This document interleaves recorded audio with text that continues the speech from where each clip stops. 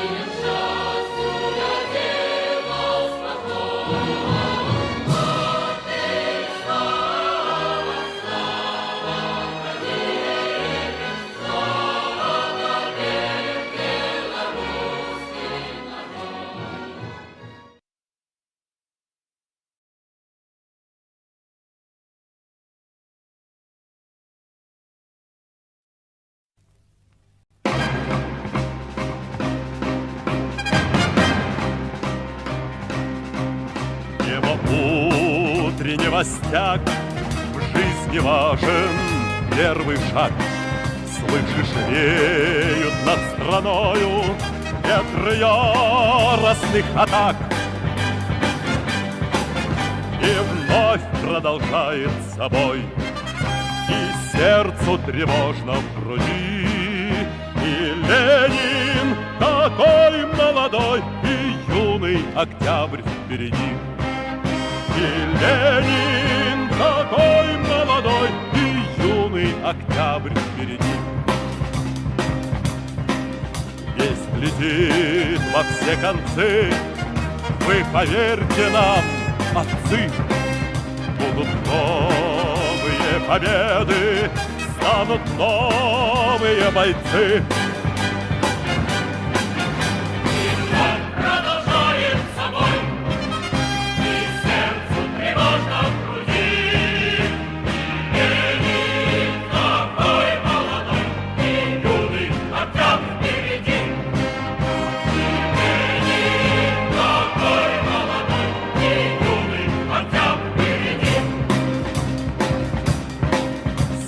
Милости не жди, жизнь для правды не щади. Нам, ребята, в этой жизни только с правдой по пути. И вновь продолжается бой, и сердце тревожно в груди. И Ленин такой молодой, и юный октябрь впереди. И Ленин такой молодой, и юный октябрь впереди. Не стой, снегопад, не летите, не пока.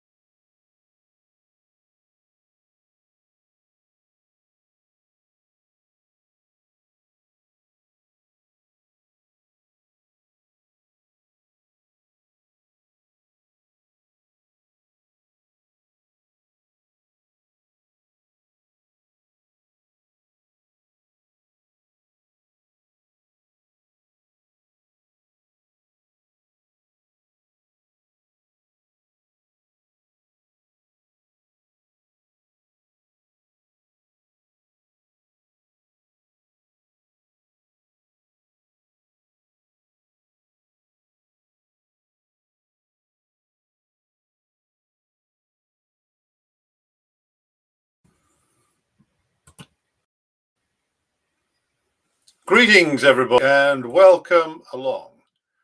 It is the afternoon of the 28th of October 2025, and here we are with the latest live stream taking a renewed focus upon the battlefield developments in Ukraine and taking into account the various different scandals that are emerging around this and what all of these things mean. So, thank you to all those who have tuned in thus far. So be sure to like and share the stream if you haven't done so already. And yes, I can see that some of you have done so.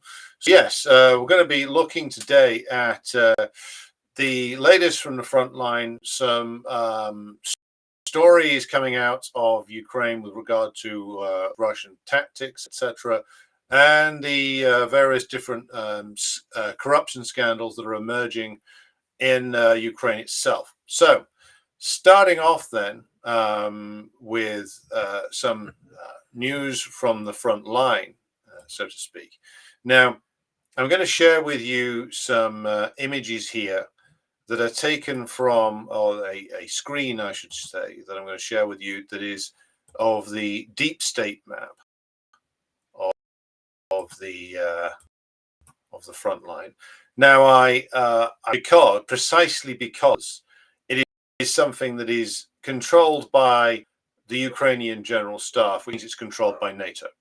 So whatever this map is showing us, we can pretty safely assume that the situation in Ukraine is actually much worse for the NATO side than is being admitted to here. As I previously mentioned, one of the key operators of the deep state map, one of its founders, I believe, was drafted into the Ukrainian army and killed on the front line. So clearly, when the Ukrainian general staff and their NATO handlers aren't happy with an update, they have a very direct way of dealing with the inconvenient mapper.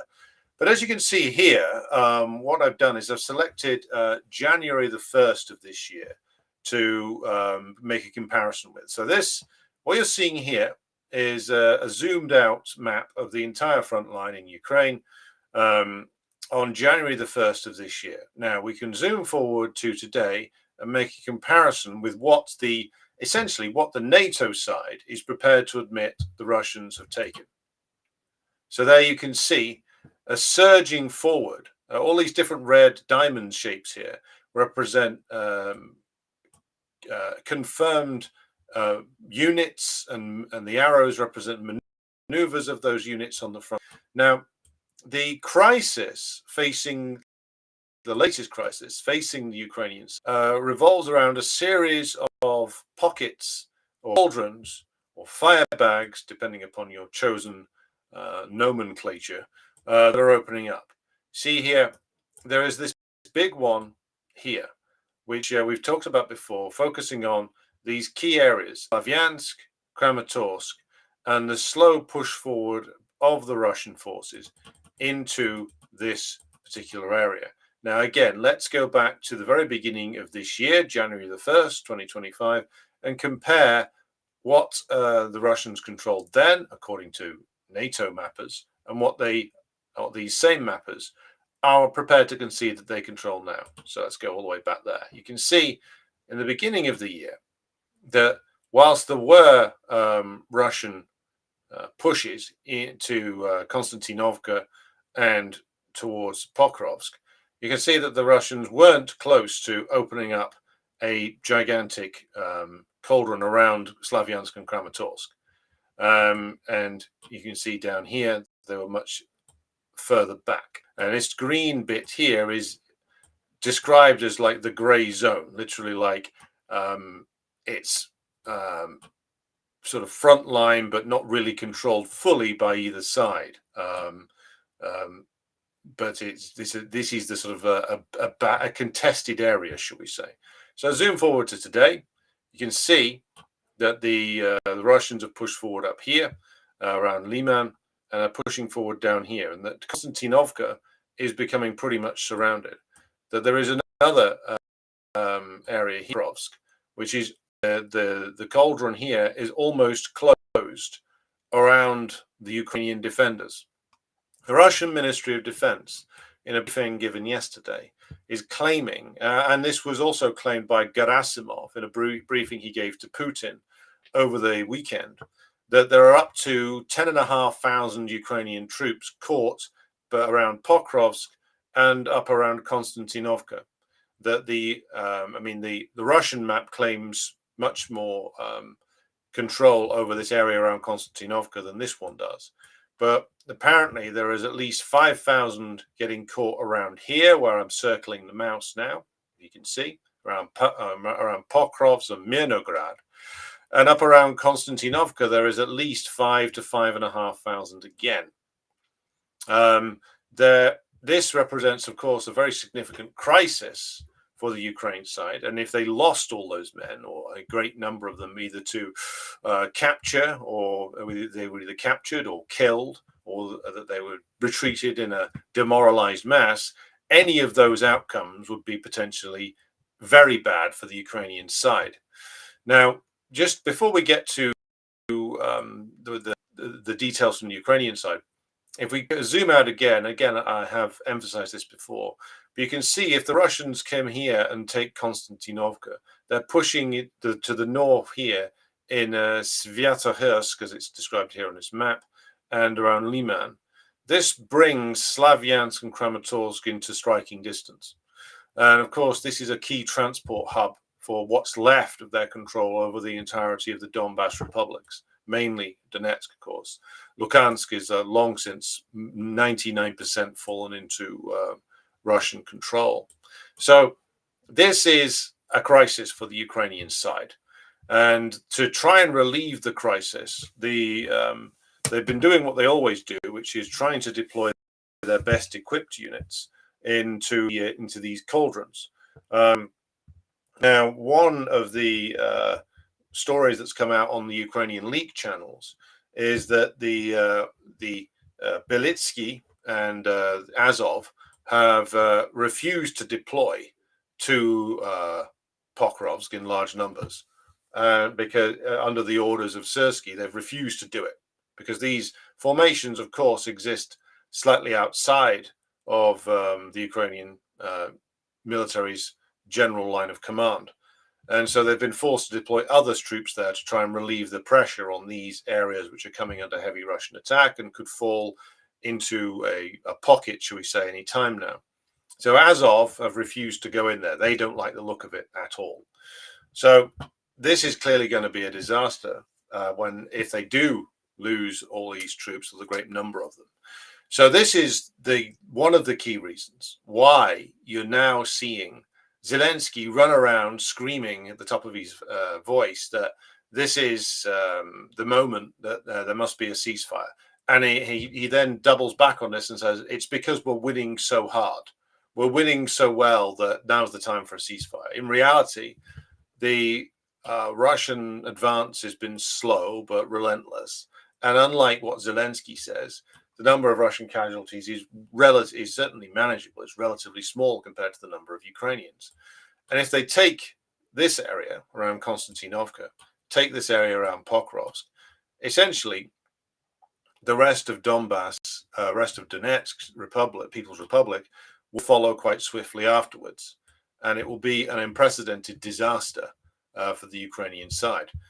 There's already been a demand issued by the Russian military to Ukrainian defenders left there that they can surrender now or die. So the desperation on behalf of the Ukrainian leadership and their NATO handlers is palpable, which is why there was so much pressure for an immediate ceasefire. Losing this many men all at once would be a complete disaster and would have a very severe effect upon Ukrainian/NATO morale. This is why they are desperate for the ceasefire, which of course the Russians will not give them, not now. Remember, it was 10 years ago when in the initial clashes between the Ukrainian army, or what was left of it, and the Donbass rebellion, that the Ukrainian army was repeatedly defeated and encircled. and Merkel flew to Berlin to beg Putin to essentially pressure the Donbass republics into allowing the Ukrainian army to escape. So, and of course, Putin did this, acting on behalf of the wretched and contemptible Russian bourgeoisie. I won't say the war could have ended there, because the war was always something that the NATO side was going to invest a lot of time and effort into. So even if that army had been wiped out, they would have tried again. But it might have led to the destabilization of the Maidan regime and its collapse. You see, every time Putin and the Russian hierarchy think that they're pulling off some kind of genius maneuver, some great offer, some great munificent offer given to the Western side, the NATO side, to come to their senses, as these various multipolar clowns keep putting it. Why don't they come to their senses? Well, they have their senses are pretty well attuned to their situation, which is precisely why this war was plotted and why it has been designed in the way that it has. And Putin's interceding on behalf of the NATO side and against the Donbass rebellion arguably prolonged the life of the Maidan regime and led up to this point. So every single thing that the bourgeois leadership in Russia does to try and he's praised as this marvelous diplomatic and genius way of doing things, five-dimensional chess. All it did was prolong the war and prolong the agony, as I've said before.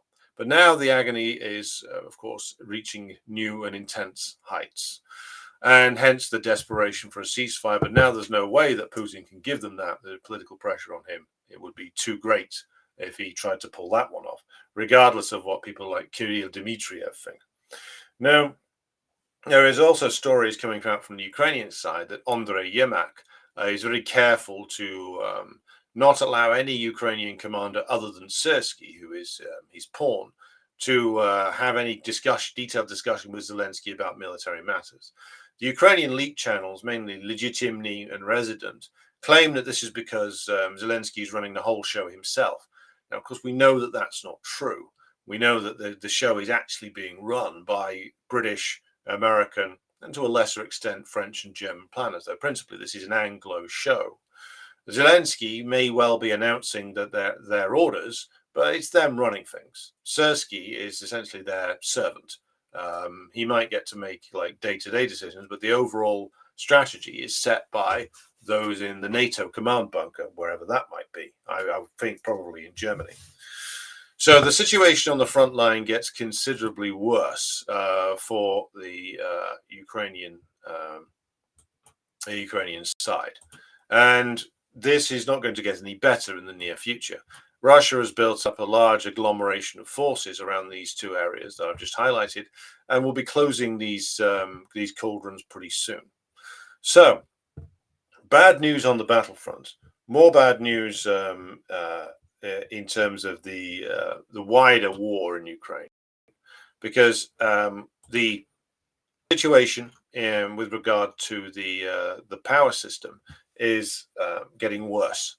So this is a quote directly from the Ukrainian leak channel Resident, which is quoting people who they claim are familiar with the system, and this is backed up by the more aggressive Russian tactics wielded against the power system. So, quote reads as follows: based on the current dynamics of strikes and the state of the energy sector, the current model of Ukraine's energy resilience will not withstand the winter of 25 to 26. That's this winter. It will be a black winter for us. The scale of destruction has already exceeded the capacity for restoration. According to energy experts and analysts, the Russian armed forces have knocked out almost the entire gas transportation system, including key compressor stations, making stable heating supply impossible. Even with partial restoration of the electricity networks, there will be no heat in apartments in some places. It will be absent, that is the heating, until December, while in others it might be turned on in November, but only in a very limited and insufficient form. Promises for the energy sector's fortification from Zelensky have turned out to be a fiction. In fact, there is nowhere a free level protection system, most often only in a very limited form. And according to the words of the Ukrainian MP Yuri Kamalchuk, 600 billion hryvnias are needed today to build full protection for energy facilities, but such funds do not exist. And those that were allocated earlier to it were lost to corruption schemes. Effectively, the country entered winter with damaged thermal power plants, vulnerable power lines, and not sufficient gas reserves. According to this latest data from the Ukrainian energy company, Ukrenergo, more than 60% of energy infrastructure is damaged. The air defense system cannot cope with the Russian drones and guided bombs. And though they have not seriously used the heaviest weaponry yet, the drones and the missiles they have used so far have been proven to be devastating on the Ukrainian energy system. And the infrastructure restoration is proceeding more slowly than the pace of the destruction. Blackouts have now become commonplace, and the winter frosts will be very painful for those in Kiev and the large cities. The Ukrainians are now saying that those in the villages are better equipped to survive the winter because some of those still have fuel oil or wood-burning stoves. Those stuck in their apartments in Kiev will be very cold indeed because there'll be no energy going into the buildings. So this is what was feared over 2 years ago, in fact, almost 3 years ago, when the Russians first started targeting the energy system, that they would eventually push it to the point where it collapsed, leading more and more people to flee Ukraine. So this is now being done, hence why, again, there's a desperation to try and force the Russians into ceasefire discussions. Now, this again is not going to work. This is a desperate gamble by the Europeans and Trump to try and push Russia into an immediate ceasefire. Many of the smarter of them know that it won't work, and I know that Ukraine is being pushed slowly towards state collapse by losses on the battlefield and destruction of infrastructure, and the inability of the NATO side to actually keep the Ukrainian state alive.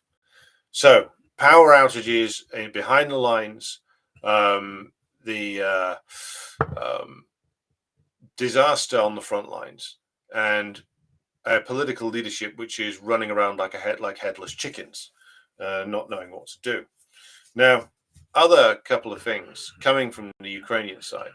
We have, of course, yet again, a major corruption scandal has emerged in recent days that's been even written about in the New York Times, of all places, which is that it involves a defense company called Firepoint, which makes the FP1 drone used by the Ukrainian side, and has become one of the most lucrative defense sector companies in Ukraine. So I'll just move to this so you can see the New York Times story. So the way in which this is reported is that the Firepoint is actually owned by a former associate of Zelensky, Yehor Skaliha. Now, also the owner of another company, At Point, that scouts film locations and used to do that job for Zelensky when in his Servant of the People show. Now, it's alleged by the New York Times that this is another example of corrupt practices. Now, the Kiev Independent, which is a regime-funded newspaper, goes further and says that this is a story that came out in August of this year, that in actual fact, the Firepoint, the people who claim to have manufactured the Flamingo cruise missile, more on that in a moment, were being investigated by NABU, which was the Ukrainian so-called anti-corruption agency that Zelensky tried to suspend the operations of. And so it suddenly fits together quite well that in actual fact, Zelensky has been and his friends are lining the pockets of their old clique by providing weapons contracts to companies that are owned and controlled by them. Going back to the Flamingo cruise missile system, as we talked about recently on Decline and Fall, this turned out to be a fiction. Even Ukrainians now say it doesn't exist. So this company, which does manufacture drones, but again, there are complaints in the New York Times article about the cost and efficiency of these drones. This company claimed to make a wonder weapon, a cruise missile to rival no other. It doesn't exist. It's absorbed billions and billions of dollars in terms of contracts and doesn't exist, not delivered upon, can't be delivered upon. So the reason why this is now popped up in a New York Times story is, of course, because they were now witnessing the, of course, the undignified squabbles over the spoils of Ukraine between Western arms companies and domestic Ukrainian oligarchs who are fighting each other in the press over who gets the arms money. Because, of course, a lot of this money that goes into Ukraine from the United States, but mainly now from the European Union and Britain, goes straight through Ukraine and out the other side to service debt, but also to purchase weaponry, to pay for various services rendered by Western corporations and governments. The Americans want to make sure that all of their money that is committed to Ukraine goes in their direction, and they purchase everything from the US. Of course, the US doesn't have the weapons to be purchased as yet, so basically they want to get the money and say, well, we'll deliver them at some point in the future.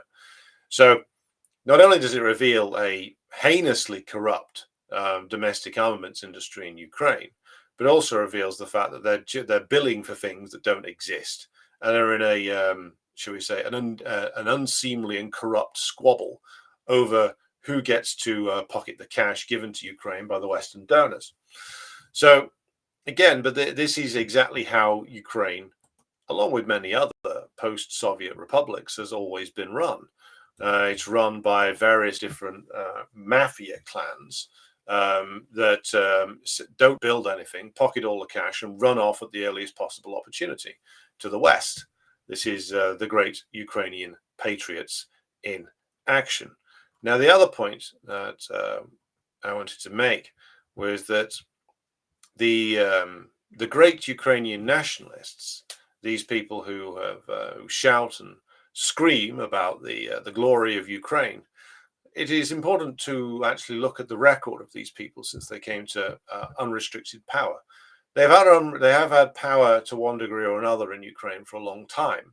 They had a degree of power under Yushchenko following the coup known as the Orange Revolution in the West, that saw a third round in voting in the presidential election. Yushchenko was so completely useless that he lost the next one by a great majority. And of course, though Yushchenko did make advances towards building the cult of Bandera, this was then taken further by the Maidan coup in 2014. So we've had Ukrainian so-called nationalists be in influential positions in Ukraine for over 20 years. Now, given all of their babble about the glory of Ukraine, the Ukrainian language, preserving the Ukrainian culture that was stamped out by the cruel Soviet imperialists and the even more cruel Russian imperialists. Well, what is the record of these great nationalists? Because what is a nation if not its people? What is a nation if it doesn't have the Ukrainian people within it? If it doesn't have Ukrainian culture and language either being valued in a serious way, then how can these people? Can these people claim to be nationalists of? An abstract concept and nothing else? Because in actual fact, since capitalism was restored in Ukraine 34 years ago, the population has collapsed from close to 50 million down to 41 million before the war began. And now we're hovering at around about, some official estimates from the Ukrainian government says 28 to 29 million. Some say it's far fewer. Some say it's in the low 20s now. So they've presided over a collapse of at least 20 million in the terms of the Ukrainian population. They've presided over the complete asset stripping and deindustrialization of the country. They've presided over the reign of organized crime. They've presided over a birth rate collapse. Now, that is, according to a German government study, the maximum number of Ukrainians who would be prepared to return to Ukraine from their bolt holes in Europe, where they have very sensibly fled to, the maximum number that the German government found that would be prepared to return in the event of peace breaking out in Ukraine is only 47%. So over half of the Ukrainian refugees who have fled aren't going back. I think 47% would be a generous estimate. I would put it probably far lower. My guess would be only around a third, especially those who have had or raised children in the West. Most of them won't be going back. So the Ukrainian population has collapsed. The birth rate has collapsed. Ukrainian industry has been destroyed. Ukrainian agriculture severely damaged or sold off to the Western partners. Ukrainian mining operations bundled up and supposedly given to the Americans. So what on earth did these Ukrainian nationalists actually achieve? The answer is, of course, the very opposite of all the things that they said they wanted to achieve. And now Ukrainian government sources are saying that they need to secure waves of migration from sub-Saharan Africa and Southeast Asia if they are to rebuild the country. They're already talking about encouraging migration from the poorest African nations in order to make up the shortfall of workers, because so many have fled and so many others have been recruited into the army and so many others have died. So the Nazis in Ukraine, these fascistic scumbags, have presided over the death of the Ukrainian nation. This is what they have done. But then again, why should this be a surprise? This is what they've done everywhere. Everywhere where the socialist systems or the people's democracies were destroyed, the nations that grew and thrived under them have been destroyed by the restoration of capitalism. The peoples that the nationalists claimed to want to thrive and that were chafing under the horrors of Soviet control, well, the people have been destroyed. The cultures that these morons and these hypocrites babbled on endlessly about, the language, the traditional dress, the traditional religion, all of this was destroyed by the restoration of capitalism. All of this was destroyed by the unrestricted looting of the domestic oligarchy. All of this was destroyed by the very people who shouted and screamed and waved the flag the hardest and crossed themselves 10 times before the holy vision of Christ on the cross, etc., etc.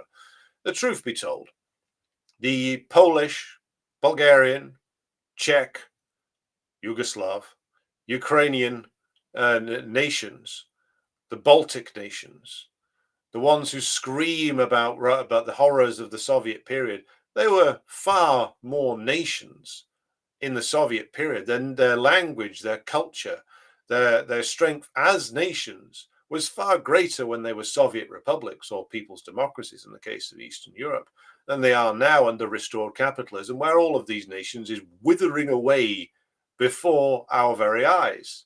Ukraine is withering away before our very eyes.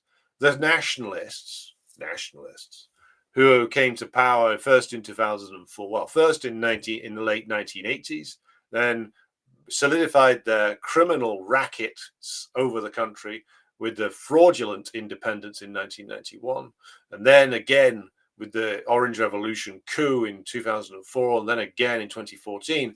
At each stage that these people solidified their control, they only murdered the Ukrainian nation ever more. Far more people have perished in Ukraine as a result of the restoration of capitalism than ever perished in the Ukrainian crop failure of the early 1930s.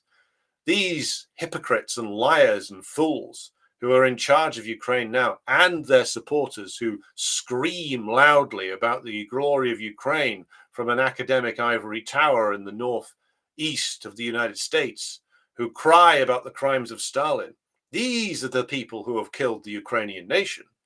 These are the people who have extirpated the Ukrainian people. These are the people who have mortgaged what is left of Ukraine to Wall Street and the City of London. These are the people who have killed infinitely more than ever died in the Russian Revolution and in the crop failures of the 1930s, the Ukrainian nation in the 1930s thrived. It grew. The Ukrainian language and culture was protected. Ukrainian society was stable and peaceful. And what has been brought by the fascists is only the criminal cartel-like control of the imperialists and the destruction of all the things that they said they actually valued. Because fundamentally, even if, and this is a big if, even if a fascist is completely sincere in his beliefs, as we've been covering recently when we're talking about the dialectical materialist method and a method of analysis, what does the dialectical materialist method of analysis tell us about even a fascist who is absolutely 100% sincere in what he wants? Let's assume that some of these Azov leaders are absolutely 100% sincere in what they want to do. Well, for all your shouting and your screaming and your melodramatics and the mass killings and the tortures and the rapes and everything else that the Azov men like Belitsky have inflicted upon other Ukrainians, they cannot escape their purpose. They cannot escape their material origin point. They can do a lot of damage and destruction. They can cause all kinds of horrendous things to happen. They can't escape what they are. And what they are the paid servants of a despotic, corrupt, corpulent Ukrainian oligarchy, which just wants to export its wealth to the West and asset strip the country. Ukrainian fascism cannot escape its origins. It cannot escape its origins in terms of where it came from, way back in the days of the original Ukrainian Rada, under the white armies, under the armies that were controlled initially by the German imperialists at the very end of World War One and at the beginning of the Russian Civil War. The characters of those who were put in charge of Ukraine then by the Germans are absolutely no different to those who are in charge now. Those who are in charge now are, of course, the spiritual descendants of the Rada as formed in 1917 to 18, and this is the same result. Those who were in charge in 1918 remained in charge of the Ukraine then, it would have been ground up and spat out by German imperialism, and had Hitler and his associates in the Ukrainian nationalist organizations, UPA, etc., had they triumphed inside in the Great Patriotic War, Ukraine would have been reduced to a slave state.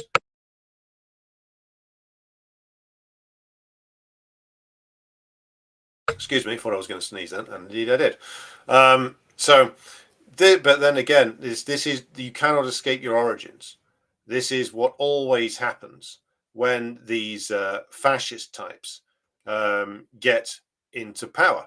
They cannot escape their origin point, and if their origin point is is as servants of imperialism, that is exactly what they will always deliver in the end, no matter what bloodshed and melodramatics that they engage in. It's the same all over the place. The servants of imperialism always deliver the same things. Doesn't have to be Ukraine. You can extend this analysis to many other places. Extend this analysis to Syria, where look at the clown fascists in charge there, all of course swearing that by the great prophet Muhammad that they will strike vengeance upon the invader, the Israeli invader, at some point in the future, maybe, but we've got to kill all these ethnic minorities first. Same in, of course, a place like Argentina, where Milei the clown screams and jumps up and down and does rock concerts, whilst, again, the nation is pushed relentlessly into becoming a neo-colony of the United States, where all the progress made in the period of the 1940s and 50s, in the early 40s and early 1950s, is destroyed completely. And the place is reduced to being, again, a slave of the United States and its rotten domestic oligarchy. There you go. This is what happens, by the way, when your politics are reduced down to the level of aesthetics. This is what happens. You end up pouring petrol on your own funeral pyre and dancing as the flames lick higher and higher. This is fascism in its this is fascism at its essence. Fascism at its essence, when it comes to the mass following it achieves, is something which is specifically based on the denial of material reality. It's based on the denial of class conflict. It's based on the valuing of aesthetics and performance and theatrics over anything else. But then again, that is perhaps the essence of bourgeois politics as a whole. Fascism, being bourgeois politics in crisis mode, expresses this most clearly. But bourgeois politics as a whole is this. But again, the fascists express it most dramatically because they are the most ruthless, murderous form of it. But there you go. The fascists, when they were the German puppets, when they were there in 1918, would have reduced the Ukrainian nation to slave status. Bandera and Sheikhovich would have done the same. Were trying to do the same thing in 1941, 1945, and now their successors have successfully delivered the bulk of Ukraine into the horrors of slavery. It's slavery not of the Russians, but enslaved by Wall Street and the City of London, and as a consequence of which, the nation is dying, and not just because of the immense casualties on the battlefield, though that is part of it. The nation is dying by capitalist restoration, just as all the other nations in Eastern Europe are dying because of capitalist restoration. Just as Russia itself has almost been pushed up to the point of death by capitalist restoration. This is why the flag waving, the screaming, and the jumping up and down of the czarists and the monarchists and the liberals in Russia should be thrown back in their faces, because their record is clear. Communism, the Communist Party of the Soviet Union under Stalin, builds nations. Capitalism cannot. It cannot build nations anymore. It cannot. There will be those who, of course, try to say that it's capitalism which is responsible for the growth of China. Had capitalism ruled in China after 1949, China would not be where it is today. It would still be a state run by compradors. It is only because of the severing and the destruction of the power of the compradors in China and the foundations laid by the Maoist period that any of the successes of today in China were possible. And again, Russia is discovering that the restoration of capitalism meant only death for the Russian nation. Yeltsin, they're always screaming about the restoration of Russia, meant death for the Russian people, which means death for the Russian nation. Again, communism is the only system now. We are the only philosophy that can lead to the building of nations. Capitalism only leads to the destruction of nations. So anybody you know who rants and raves about nation and brotherhood and blood and soil bullshit, but who is a supporter of capitalism, because that's what all fascists are at heart. They're all supporters of private property. They're all supporters of capitalism. Then these people are either dupes, fools, or liars, because in actual fact, fascism is just concentrated death. And you don't need to look any further than Ukraine and Israel to see the full horrible realities of it. Communism builds, fascism destroys. There's really no other way that I can put it simply. So, moving on then to some other interesting things to talk about today. There has been a renewal of US-China trade talks. These are taking place in Malaysia, and in essence, according to reporting by Bloomberg and the New York Times, what will be achieved from this is essentially that there will be the status quo will be restored, as in the status quo that existed before Trump's Trump's Liberation Day tariffs, meaning that the Chinese will apparently agree to increase agricultural imports from the United States, particularly of soybeans. This is what the American side are claiming. That there will be a slight increase in or restoration of some of the imports that the Chinese dumped earlier in the year, and that the Americans will withdraw some of the tariffs. So essentially, the only thing they've done is to go back to a previous slightly lower stage before the escalation in the trade war. Now, Trump is still raving and babbling about how fentanyl all comes from China, etc., etc. Now, this is, of course, a joke. Now, is there a chance that elements of the drug fentanyl can made or come from China? Well, it's certainly possible. Again, would need to do more research into it. But the opioid epidemic that Trump keeps trying to make political capital out of, this was something that came from the inside the United States itself. I mean, it's from the big pharmaceutical companies. It's also fueled by the amount of opium that was produced by Afghanistan and funneled back into various different drug-related projects inside the United States by the U.S. intelligence agencies and the U.S. armed forces during the long period of the occupation of Afghanistan. The opioid epidemic has its origins inside the United States via the Sackler family, for one, who made who made one of the particular drugs, and also via the other major pharmaceutical companies. Now, this is the reality of the opioid epidemic, featuring such drugs as OxyContin, fentanyl, and others. This is something which is made in the United States. But Trump, of course, being either a clown or a manipulator or both, has of course declared that it's all China, it's all Venezuela, it's all this country, it's all that country. No, it's the American pharmaceutical dealing operations which implicate the U.S. military and intelligence services. So that's the reality of it, and that's the reality that every American should be aware of.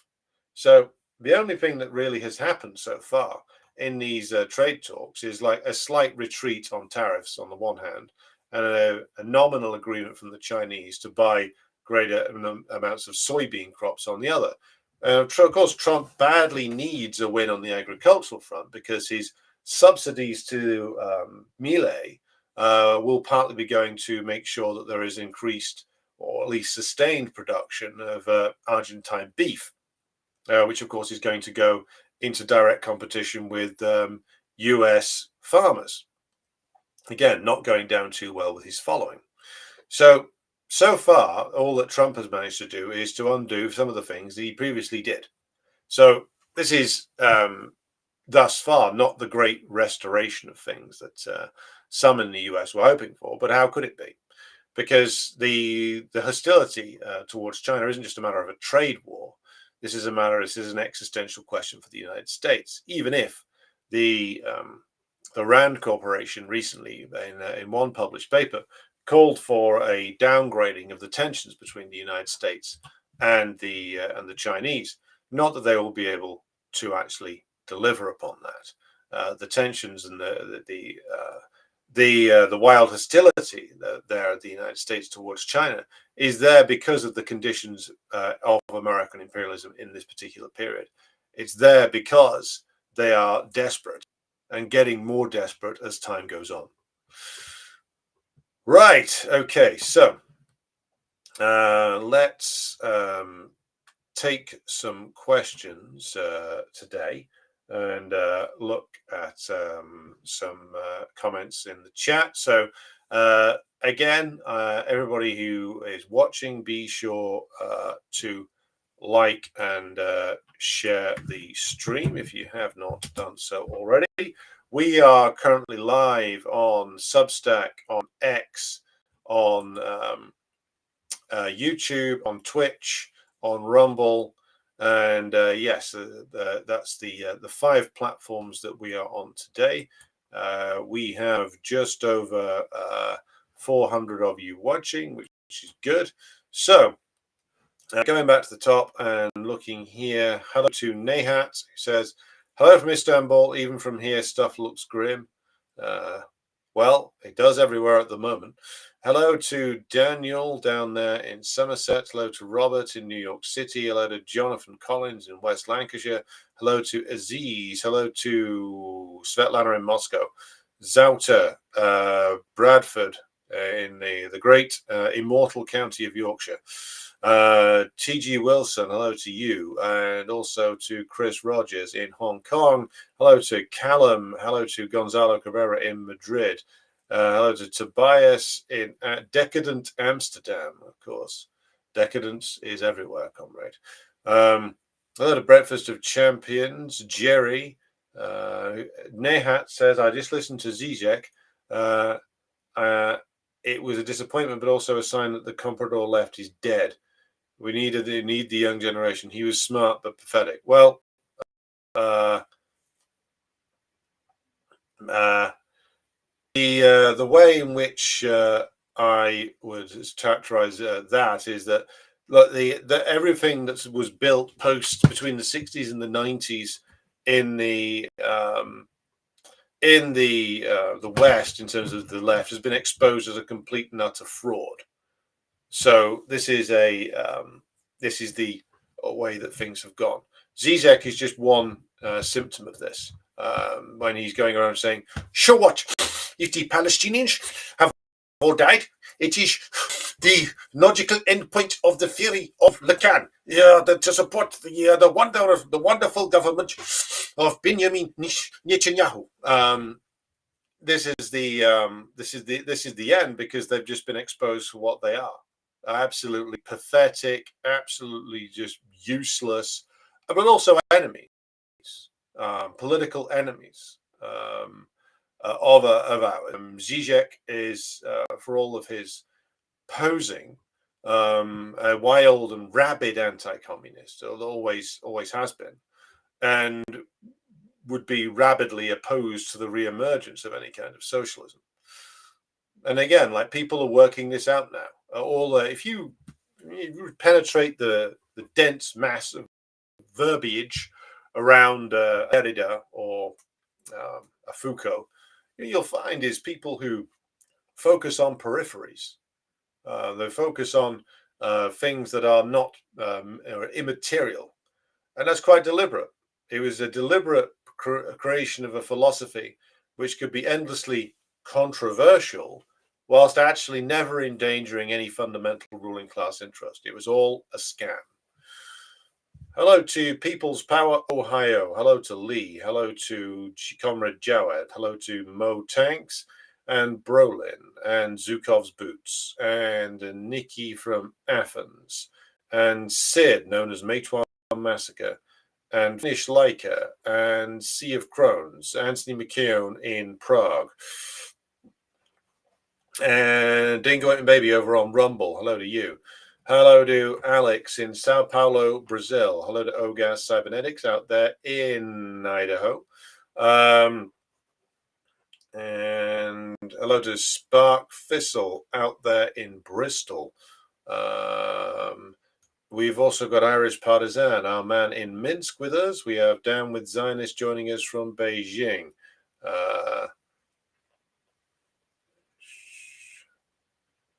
Down with Zionist says the deep state map is hilarious. It marks Moscow with a hammer and sickle.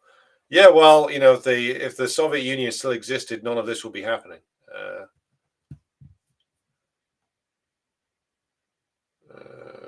What else we got here?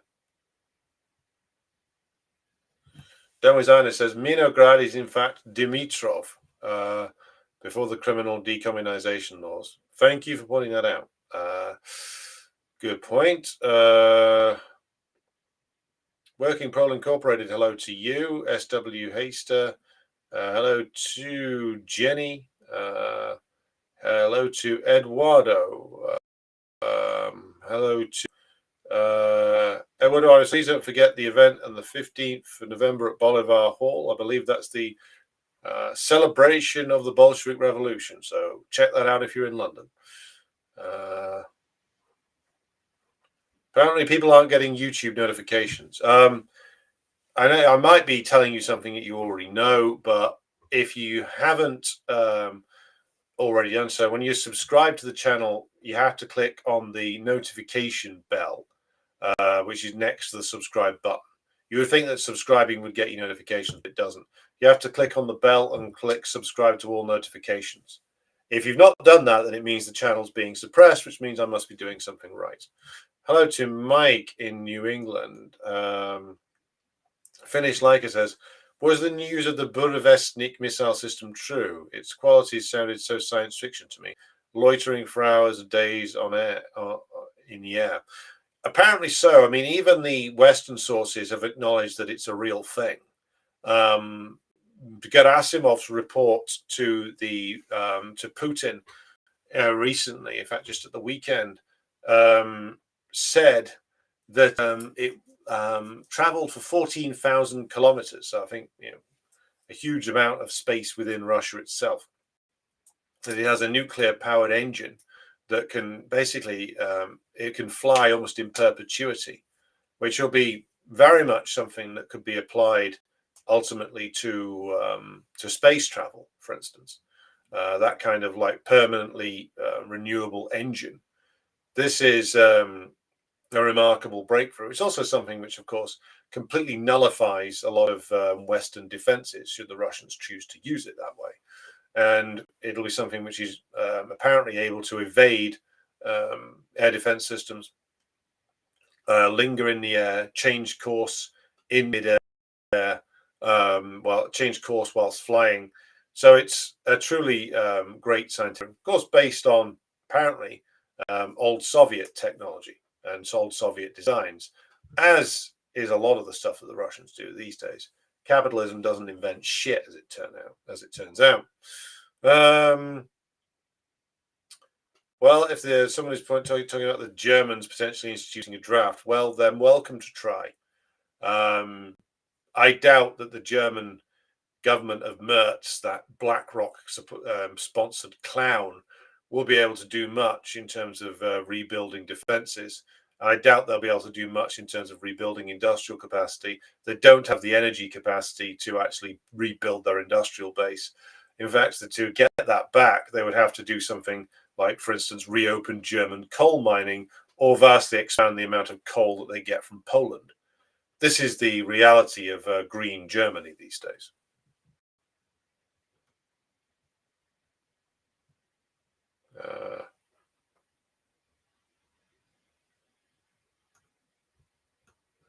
Let's have a look.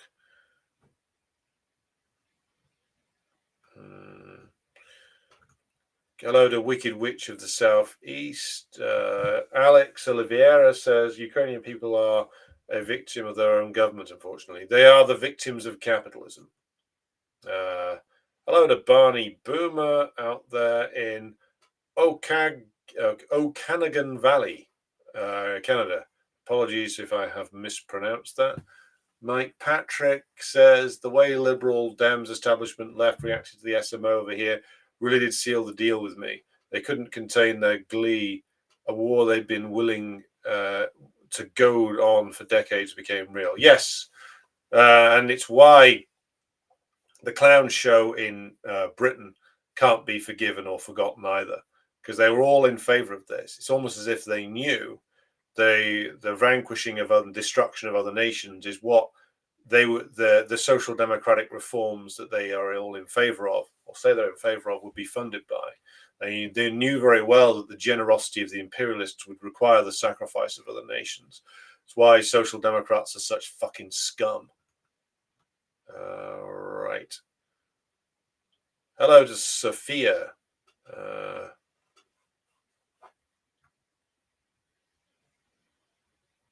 S.W. Hasters says there was a CBS report that was never aired, which revealed more than 70% of the US weapons went missing in Ukraine more than a year ago. Yes, I saw another report on it was Russian Telegram channels that the Russians were actually just purchasing large amounts of the equipment that was provided to the Ukrainians from Ukrainian forces on the front line. Certainly that was the case in 2022 and 2023. Probably still the case now. S.W. Hayes says, I can send bankers and oligarchs into world war so they can reset capitalism. Very, very risky, very risky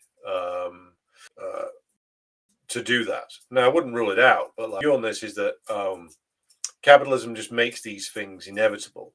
Some of them might have plans, but there's no guarantee, of course, that their system will get a reset. There's every guarantee that if it goes seriously wrong, they'll all end up with their heads in the guillotine basket. So it's a very risky thing for bankers and oligarchs to engage in that kind of thing. Why the British ruling class prefer their wars outsourced. Zhukov's Boots says the moment this ends, they will try to drum up something between the Taipei entity. Maybe, but that seems to be a more doubtful thing. The Americans seem to be in two minds over what to do about that. Irish Partisan says Croatia is also suffering from depopulation. Ethnically cleansed 200,000 ethnic Serbs, plus Croatia's youngsters left, and now Zagreb has to bring in people from South Asia. Yes, this is the circle. The younger working class and indeed the middle class population moves westward. They then have to the Croat nationalists then have to bring in loads of hyper exploitable labor from sub-Saharan Africa and Southeast Asia, and then drum up racism against them. So it's a completely empty, an empty shell that they're reducing their countries to.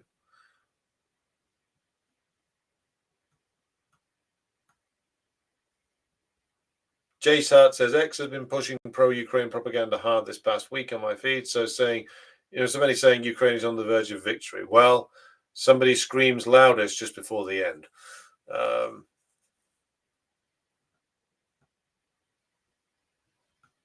right. SW says, I think BlackRock owns Argentina. Well, America owns Argentina.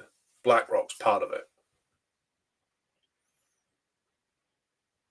Mike Patrick asks, I know it's a tough one, but do we think Kiev sees the light and surrenders this winter, or will Russia have to take Kharkov and Odessa? They won't surrender. They can't. They won't be allowed to surrender. That's the point. The Ukrainian side must be kept fighting by its Western handlers. That's absolutely what must happen. Will the Russians have to take Kharkov? Maybe. Odessa, my guess would be yes. I think they'll probably have to take Kiev itself. Otherwise, this war is just going to continue. They will have to knock out the Ukrainian regime. They'll have to visibly show the Ukrainian population that the game is over, that the Zelensky or the Maidan regime is just completely destroyed. Of course, what they do after that is another question, but I think they will have to go all the way to the gates of Kiev and beyond it. Well, most of the estimations from the Ukrainian leak channels say that they can't sustain this level of losses beyond 2026. Now, of course, the imperialists will try desperately to get them to fight longer and harder, etc. But again, it's going to be a very difficult thing for them to continue at this level of loss. Alex Oliveira said, I blame Soviet revisionism for all this. Yes, that's true.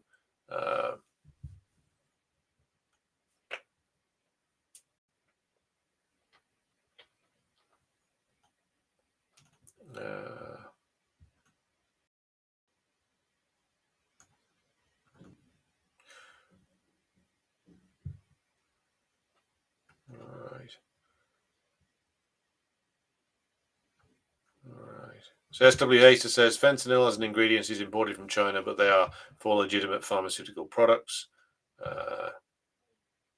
Down with Zionist says, before in the center of Beijing there were many portraits of Lenin, Stalin, and other great revolutionaries and banners of solidarity. Now there are none. Yes, very true. Meituan Massacre says, Johnson & Johnson is the largest producer and marketer of fentanyl in the United States, period. Well, there you go. That's the you want the culprit for the opioid wave. The culprits, of course, are listed on the U.S. stock exchange.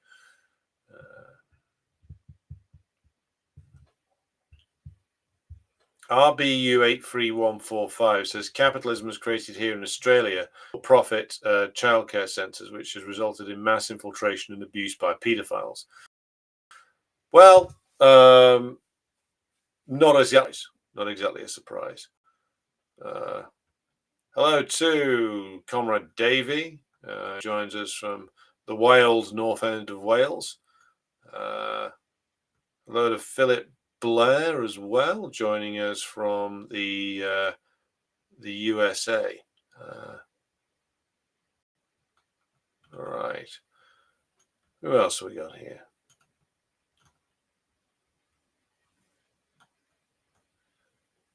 Anthony says it's the 107th anniversary of the founding of Czechoslovakia today, so we have a day off, celebrating a capital that barely holds a trace of its Slavic nationhood thanks to capitalism. Yep. Turns out none of these nationalists actually valued anything to do with the Czech nation. They just wanted capitalism. Well, many of them, the leaders, certainly wanted that.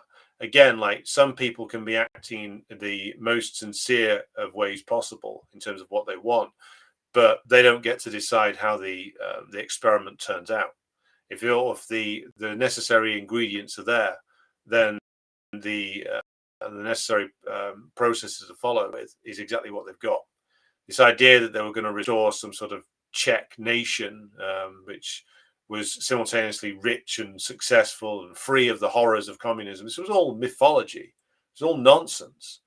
And the serious people in charge of the restoration of capitalism in the Czech Republic and Slovakia and everything else, they knew what it would lead to. The dummies who carried it out sometimes didn't, but the people at the top knew that they would return their nations into being just merely subjugated, pathetic remnants of nation states ruled over by Wall Street and the City of London, basically, with the French and the Germans in the mix as well.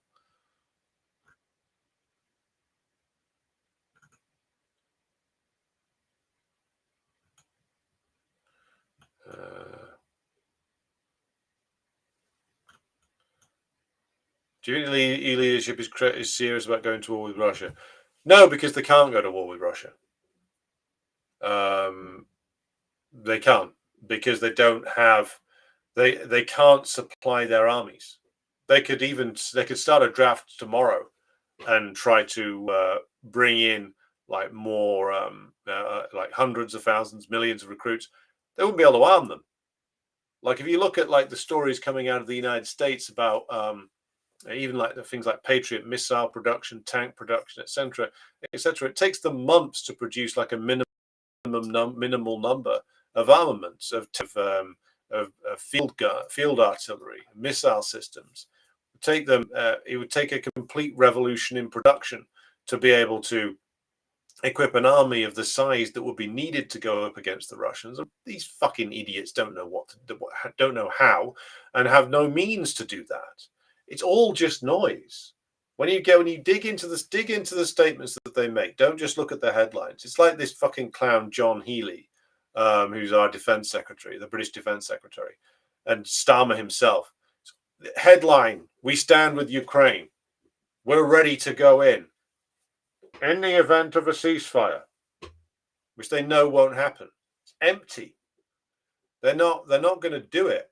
And they're like France, Germany, Never mind Italy or Spain or Belgium or the Netherlands or Britain. Like the senior army officers in each country, especially the more capable ones, they all know they can't do it. And everybody who's had any kind of association with central government, either working in it or know damn well that that they can't revitalize industry to the point where they could hope to supply an army that could take on the Russians. There's no chance of it. This is why they have to preserve Ukraine at all costs. They have to preserve the Maidan regime because that is their gamble. That is what they've staked everything on. It's that regime mobilizing people to fight Russia. And combine that with the sanctions policy and everything else that they're doing to try and collapse the Putin system.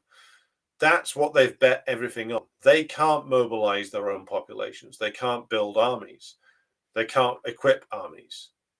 Think of the number of people who have died fighting the Ukrainian side. What is it? I think over 1 million casualties. Think what that would do to unstable societies like France or Germany or Britain. This would not rally people round the flag anymore. This isn't 1941. This is 2025.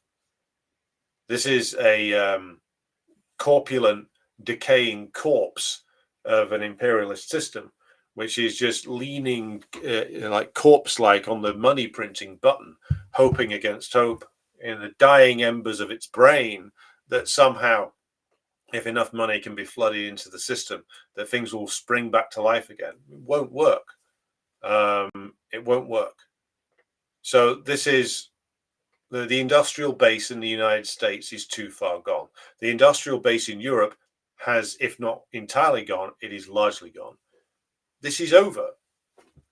It's just a matter of whether they were how things end now.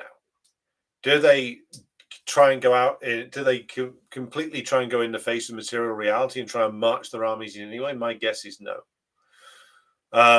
As to what will happen in the next collapse, I mean, that is an interesting question, which will be subject to a full live stream. Let's have a think. Probably on, that might be we do on Tuesday of next week, which is the coming collapse. Yes, that'll give me a week to do some good research into this. So Tuesday of next week, the coming collapse, put that one in your diaries. Meituan Massacre says, last time the US was in a peer conflict, they had to completely retool their industry against pushback from pro-Nazi American first manufacturers. And that was at a time when it had industry. The same was true in Britain. I mean, I've said this before and I say it again. To fight the Nazis, the British government tried just relying on, giving orders to private manufacturers for things like tanks, guns, aircraft. The private manufacturers wouldn't manufacture enough. They wouldn't do it.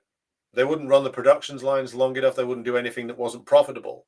And producing that much war material in the end wasn't profitable enough for them to do, so they wouldn't do it. So the government had to take command of the entire war industry. The government, to survive, the British ruling class had to agree to have a command economy imposed on it, governed centrally from Westminster, and with production targets set, vigorously enforced, with the government inspectors essentially taking full control away from the private owners. Yeah, it was given back at the end of the war, but to meet the level of production necessary for the war that was waged between 39 and 45 in the British case, they had to take direct state control over industry. They're not doing that now.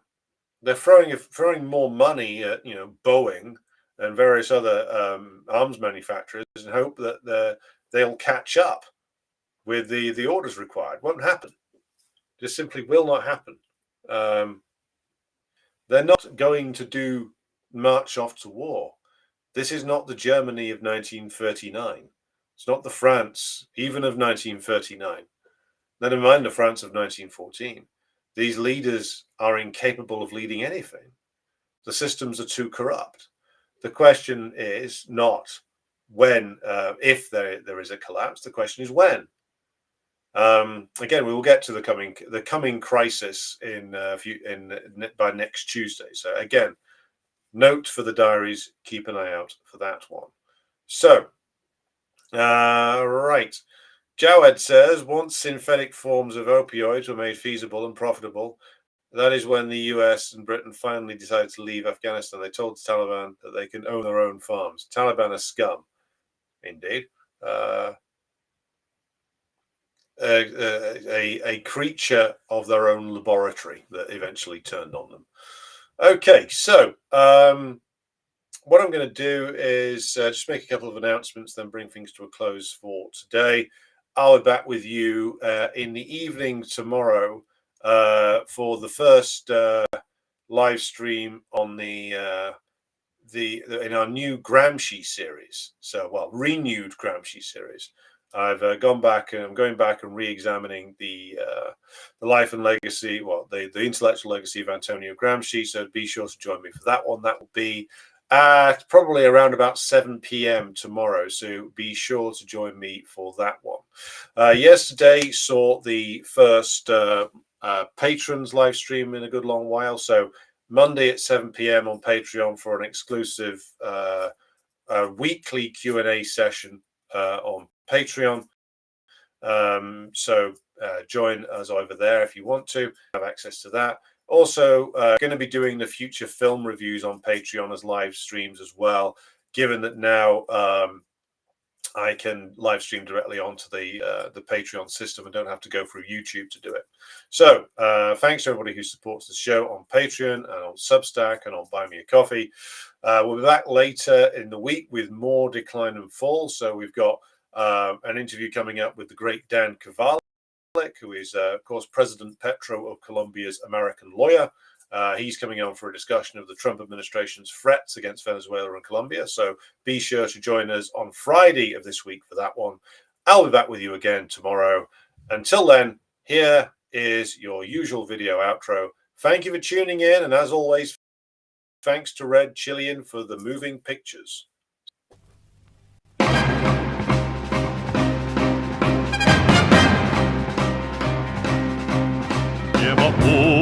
Утренний мостяк, в жизни важен первый шаг. Слышишь, реют над страною ветры яростных атак.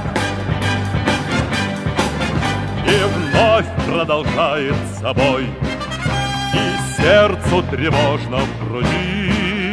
И Ленин такой молодой, и юный октябрь впереди. И Ленин такой молодой, и юный октябрь впереди. Весть летит во все концы, вы поверьте нам, отцы. Будут новые победы, станут новые бойцы.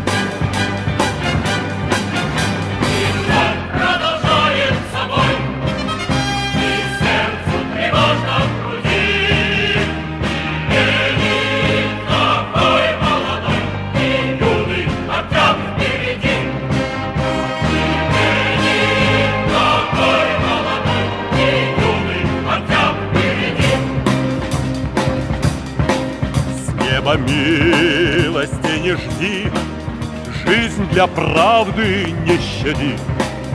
Нам, ребята, в этой жизни только с правдой по пути.